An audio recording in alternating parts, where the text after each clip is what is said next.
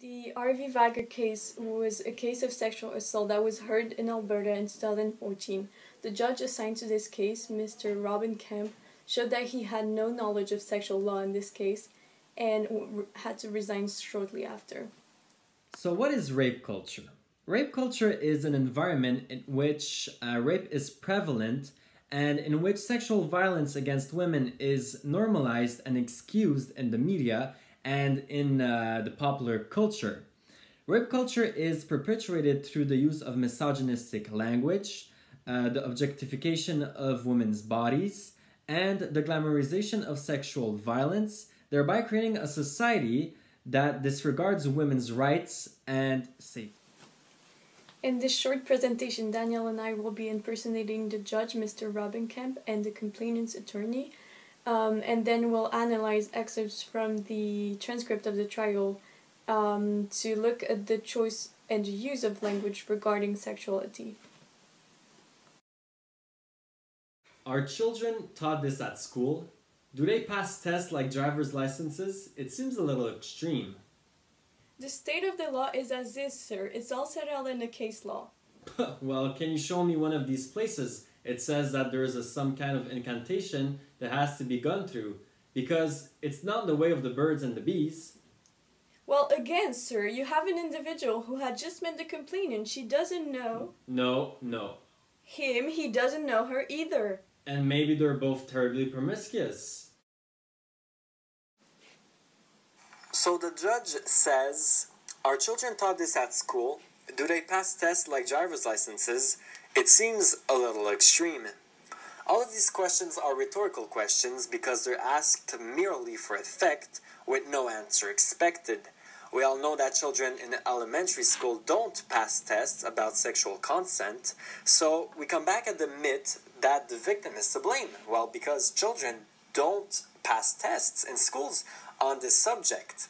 And he even uses a simile to compare the ability to give sexual consent to the ability to drive. And we all know that there's no link between both of them. At line 8, he uses the word incantation. And by using that word, the judge compares sexual consent with an incantation that is a series of words that a person says or sings as a magical spell. So basically he's saying that consent is something non-existent, something magical. A couple of lines later he says, it's not the ways of the birds and the bees.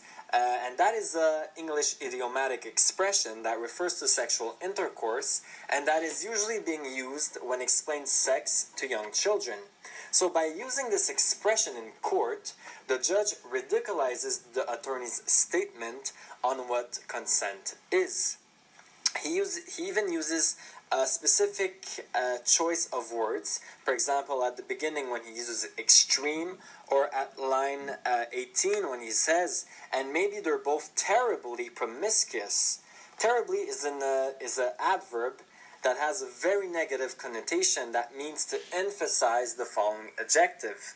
So, when he uses promiscuous means having sexual relations with a number of partners on a casual basis. So by saying this, he is slut-shaming the victim, and we come back at our definition of rape culture, where language and meaning are shaped by culture and context. To draw an inference as to her credibility on this evidence as to what she should have done, that is, cry, leave, go to the police, etc., right away, to draw an adverse inference on that evidence is contrary to, again, Section 275, which is the old law that says out that the complainant is less worthy of belief unless she makes a hue and cry immediately after herself has been discredited. No, Mrs. Mugrabi, I'm not going to find that, but I do have difficulty with the evidence that she was, well, two things. One, that, well, a number of things that immediately after the sex, the accused was tender to her and she accepted the tenderness. Well, not on their evidence, not on the accused evidence. Well, and not on her evidence, he wiped her, they got into the shower together, he washed her, and they had sex together. On on page 400, we have an example where language is used to create meaning. On line 34, when he says, "The accused was tender to her and she accepted the tenderness," the use of repetition of the word tenderness is simply to associate rape with intimacy. So here we have language that creates meaning, the meaning of intimacy. Then on line 40, he says, "He wiped her, they got into the shower together, he washed her, and they had sex again." So by enumerating the things he did to her, he's refusing the judge to take rape accusations seriously. So once again, we have language and sexuality in a context of rape culture where we need to blame the victim. We're blaming the victim because she asked for it. She had sex again with him. So on the basis of the remarks I made during a recitation of the evidence, I come to the following conclusion. The accused version is open to question. She certainly had the ability, perhaps learned from the experience on the streets, to tell me to fuck off. Sorry, sirs, you started with the accused version. Do you mean the complainant? I beg your pardon. Thank you. Sorry for Thank the you. interruption. I meant The complainant.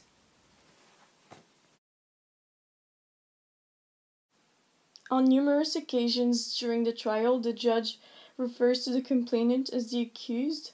The choice of word here is important because it might be done in the intent to portray the complainant as someone who is to blame for what happened. Therefore, supporting rape culture by sharing the message that the victim is to blame and not the accused person of rape. Now, he also portrays the complainant as a bad person throughout the trial, as someone who steals, who drinks, etc., to argue that she has not been raped by supporting the myth that only good girls get raped, which is an important part of rape culture. He does that by using sarcasm. Here he uses the word perhaps when he says perhaps she learned from the street, where we can find a hint of sarcasm. And he also uses violent expressions like fuck off that we can see in this passage at the end of the same line in order to do the same thing.